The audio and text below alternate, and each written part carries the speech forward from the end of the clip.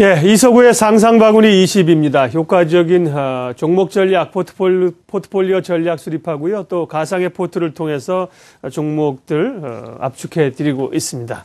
이서구 IBK투자증권 분당지점 부장 함께 하겠습니다. 어서 오십시오. 네, 안녕하세요. 예. 자, 오늘은 시장이 또 좀 강하게 오르고 있는데 네. 먼저 포트 종목부터 좀 보고요. 그리고 네. 말씀 이어가겠습니다. 예, 5종목이 보유가 돼 있었는데요. 대림산업은 오늘 건설주 강하죠. 21%까지 수익이 올라왔습니다. 오후 1시 기준이고요. 대우증권은 아직 1% 손실 구간이고 KGS 이니시스도 15.8% 높은 수익입니다. 대우조선해양을 손절 처리를 하셨네요. 잠시 후 얘기를 좀 들어봐야 될 것 같고요. 삼성테크윈까지 해서 다섯 종목 가운데 한 종목이 손절 처리됐습니다. 가상 매매로 포트폴리오를 구성을 하고 있는 거고요. 실제 종목을 이서구 대표께서 사고 파시는 건 아니니까요. 참고를 해주십시오.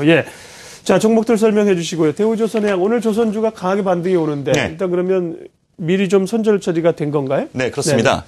먼저 이 대우조선해양에 대해서 좀 말씀을 드려야 될 것 같은데 저희가 손절가로 제시했었던 가격이 지난주에 살짝 이탈이 됐습니다. 네. 종가상. 그래서 오늘 올라왔는데 4% 올라왔는데 왜 손절 처리자 이게 아니고요. 네.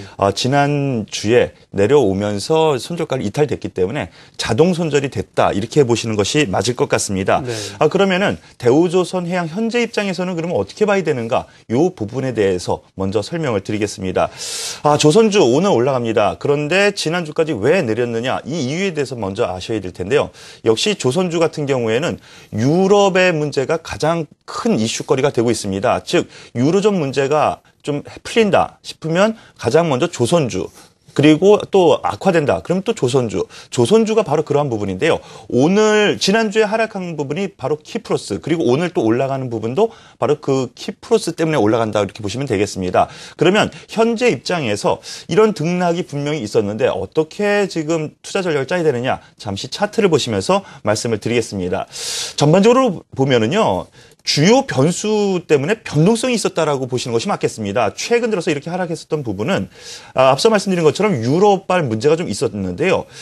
지금 외국인, 이 아래 빨간 부분이 외국인이고요. 이 녹색 부분이 기관이거든요. 즉 외국인의 매물을 지금 기관이 다 받아주면서 비중은 계속 높아져 가고 있는 양상입니다. 그렇기 때문에 다소 지금 전 저점, 저희가 손절가로 제시했었던 저점을 지난주 후반에 좀 밀리면서 이탈은 됐지만은요.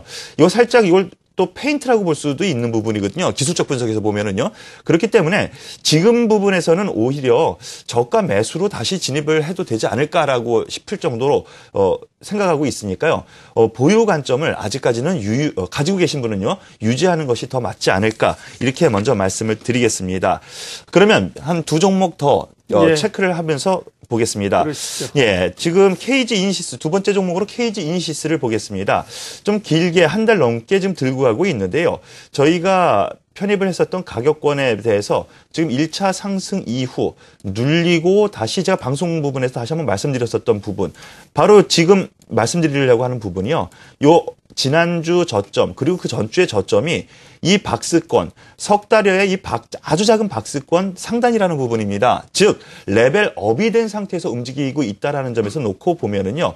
지금 하단부에 보면은 외국인과 기관이 서서히 매수 즉 비중을 좀 높여가고 있는 양상이기 때문에 전반적으로 이 전자지불 업체, KG니시스 같은 경우에는 향후 성장성에 초점을 맞추면서 좀 더 가지고 가는 그리고 오히려 저점 매수하는 전략이 맞지 않을까 이렇게 말씀을 드리겠습니다. 네. 그리고 오늘 좀 이슈가 되는 종목 가운데 대우증권이 있죠. 지금 금융주가 좀 많이 올라옵니다. 은행주 같은 경우에는 유럽 문제가 좀 풀리는 거 아니냐. 그동안 대우조선해양과 같은 맥락의 움직임이 나왔었는데 지금 대우증권 같은 경우 금융주 전반의 문제도 있지만은요. 지난번 금리 결정이 동결로 나왔죠. 그런데 이 금리가 또 한번 인하되는 거 아니냐라는 기대감이 있었는데 그 기대감이 무너지면서 한번 무너진 것이라고 보시면 되겠습니다. 그런데 지난 주말 이후 그리고 오늘 아침에도 기관의 의견을 좀 보니까요. 대부분 다음번에는 마지막일지 아직은 모르겠지만은 금리 인하가 한번 되지 않겠느냐라는 데에 의견이 좀 모아지고 있는 것 같습니다. 그런 점에서 놓고 보면은 유로존, 유럽발 문제가 좀 해소되는 지지점 바로 딱 지지될 자리에서 지지되고 지금 밀어 올리는 흐름에서 놓고 보면은요. 당분간은 12,500원과 11,200원 정도의 박스권 흐름이 유지가 될 가능성이 크다라고 놓고 봅니다. 그렇기 때문에 지금 저희 포트에서는 보유, 유지 중이고요. 지금 마이너스 1% 정도의 지금 손실권에 지금 놓여 있지만은요. 아직까지는 박스권 하단부, 즉 하단부에서는 매수해서 상단부에서 판단하는 개념이거든요. 즉 박스권 전략으로 유지를 하시면서 가지고 가는 전략 유지하셔도 되겠다. 이렇게 말씀을 드리겠습니다. 그 이외에 지금 뭐 삼성테크인 지지난주에 편입한 종목 같은 경우 약간 수익권이고요. 대림산업은 좀 길게 들어오면서 수익이 좀 큰데요. 아직까지는 오늘 건설 쪽 올라가는 이유 분명히 이번 정부의 기대감이 있다는 점에서 놓고 보면은 아직까지 모멘텀이 남아 있다라는 점 생각하시고 보유 관점 유지를 하겠습니다. 네. 포트폴리오 진단했습니다. 이제 가상의 매매 포트폴리오를 짜고 있는 거니까 여러분들이 쫓아가실 분들은 함께 호흡을 맞추시면 되겠고요. 기존의 종목들이 보면 주로 대형주 종목이에요. 네. 코스피 쪽이고. 네. 그동안은 이제 코스닥이 강하다가 오늘은 이제 코스닥이 좀 주춤하고 코스피가 강하게 또 나온단 말이죠. 네네. 네. 포트 전략은 어떻게 가지고 가실 거예요? 투자는요. 제가 보기엔 그렇습니다. 대부분 우리가 밥을 먹을 때요. 건강을 위해서는 밥을 먹지 않습니까? 그런데 밥만 먹으면 질리죠. 그리고 건강도 좋지 않습니다. 그렇기 때문에 건강 보조 제품이라든가 아니면 과일을 먹죠. 이렇게 생각을 합니다. 전반적으로 크게 놓고 보면 중대형주에서 우리가 끌고 가는 전략 그리고 투자의 기본으로 삼고 앞서 말씀드린 것처럼 간식거리로 코스닥이라든가 아니면은 소형주 쪽으로 편입을 하는 것이 맞지 않나라는 생각입니다. 그렇기 때문에 포트의 비중을 따진다면은요. 한 6대 4나 7대 3 정도로 아직까지는 대형주가 7, 그리고 중소형주 혹은 코스닥을 한 3 정도로 유지하면서 네. 가져가는 것이 맞지 않을까 이렇게 말씀을 드리고 싶은데요. 크게 보면은 거래소 지수를 한번 보시면서 먼저 말씀을 드리겠습니다. 자, 거래소 지수 한번 잠깐 보시죠. 예, 주봉의 흐름인데요. 여전히 저점이 높아져가는 흐름이 유지가 되고 있는데 단기적으로는 작은 박스권이 유지가 될 가능성을 좀 높여주고 있습니다. 즉 아래로는 1950포인트와 위로는 2050% 정도의 단기로는 박스권 흐름인데요. 중기로는 제가 보기에는요. 전반적인 상황이 돌파를 하면서 좀 2분기 한번 기대하는 다시 위로 올라가는 흐름이 기대되지 않을까 이렇게 말씀을 드리고 싶습니다. 다만 제가 이 자리에 들어서 지난주에도 그렇고 지지난주에도 그렇고 2주 연속으로 좀 봄바람이 기웁니다. 2050포인트 돌파해서 이제 갈 가능성이 좀 크지 않겠습니까? 그랬는데 양치기 소녀처럼 다시 제자리에 와서 제가 조금은 이 부분에 대해서 좀 설명을 좀 드리겠습니다.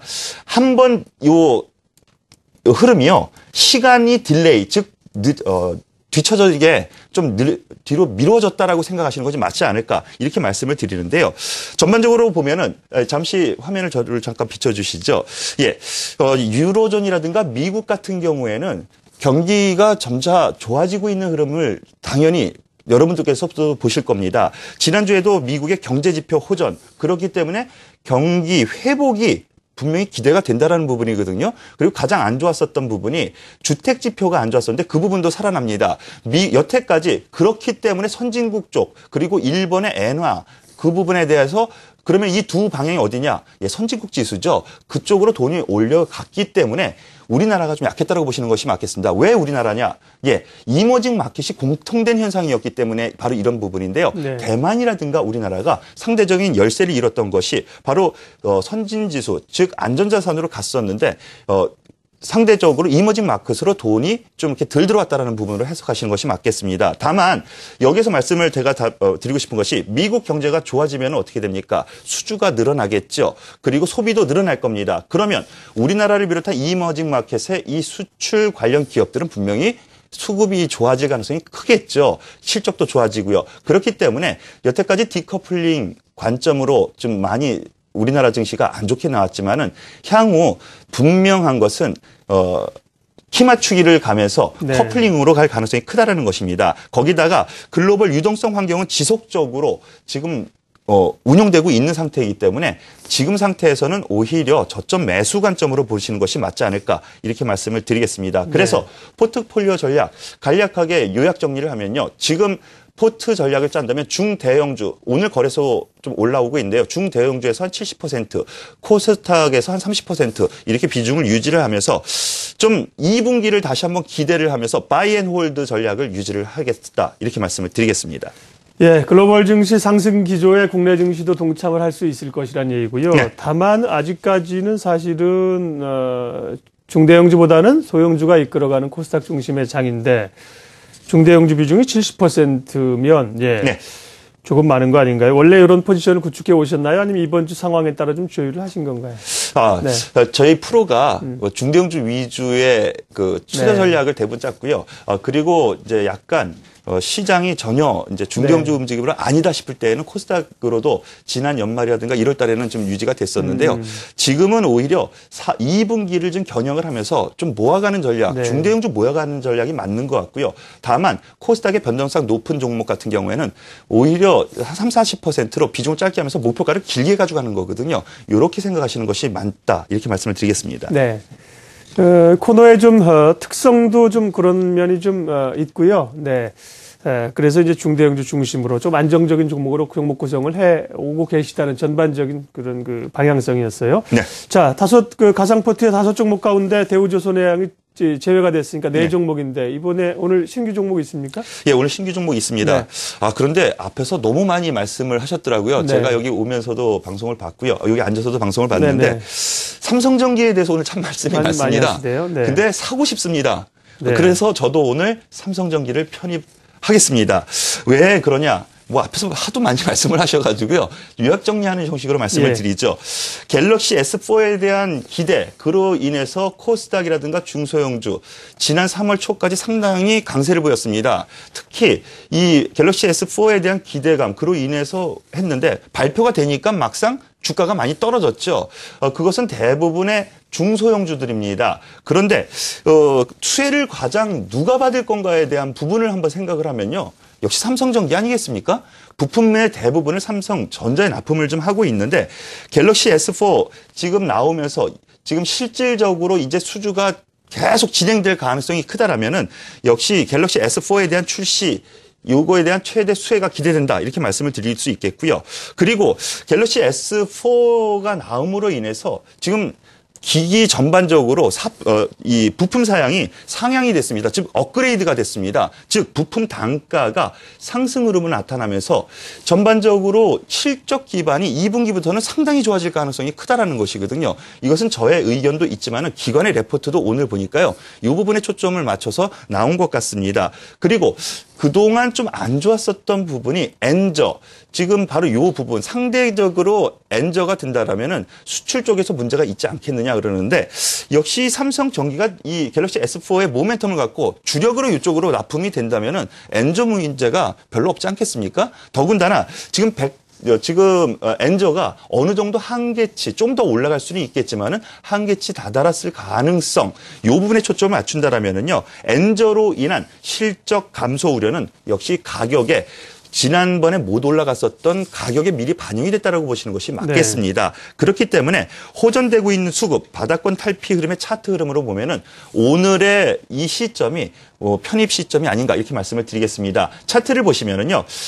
역시 이 앞서 말씀드린 것처럼 갤럭시 S4라든가 삼성전자 바로 그 휴대폰 관련 문제가 있었다면 이거 하락이 아니고요. 올라갔었을 겁니다. 하지만 수급적인 요인 꼬여 있었기 때문에 못 올라갔는데요. 이제 올라갑니다. 그 부분은 역시 4월 달부터 실질적으로 갤럭시 S4의 실적 기대감이 남아있다라는 것이고요. 기술적으로 놓고 보면은 지금 1차 올라오고 2차적으로 10만 원권 앞두고 고점 다다르고 다시 밀리고 올라갔는데요. 이 박스권을 돌파하는 상향되는 바로 이 시점 98,000원 선이 매수 타이밍이 아닌가 이렇게 말씀을 드리겠습니다. 더군다나 최근의 흐름을 놓고 보면은요. 여기 화면 잠깐 보시죠.